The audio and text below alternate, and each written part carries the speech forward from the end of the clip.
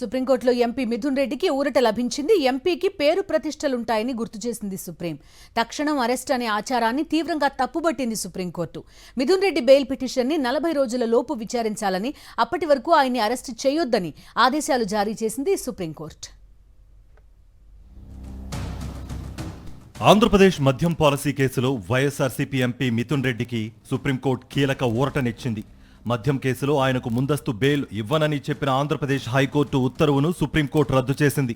Supreme court తన తీర్పులో మిథున్ రెడ్డి దాఖలు చేసిన ముందస్తు బెయిల్ పిటిషన్ను 40 రోజుల్లోపు హైకోర్టు తిరిగి విచారించాలని ఆదేశించింది. అప్పటి వరకు మిథున్ రెడ్డిని అరెస్ట్ చేయవద్దని స్పష్టమైన ఆదేశం ఇచ్చింది. అంతేకాకుండా గతంలో హైకోర్టు తీర్పునిచ్చినప్పుడే కేసులో ఉన్న ఆధారాలను సరిగ్గా పరిశీలించలేదని పేర్కొంది.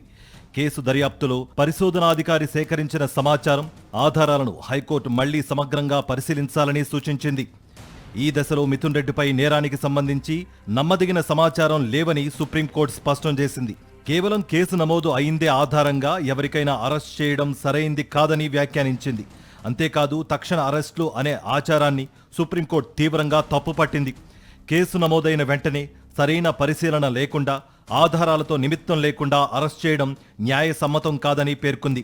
ఎంపీగా ఉన్న వ్యక్తి గౌరవం, ప్రతిష్ట కూడా ఇలాంటి కేసుల్లో పరిగణనలోకి తీసుకోవాలని సూచించింది. హైకోర్టు ఈ పిటిషన్పై సమగ్రంగా విచారించాలని సుప్రీంకోర్టు ఆదేశించింది.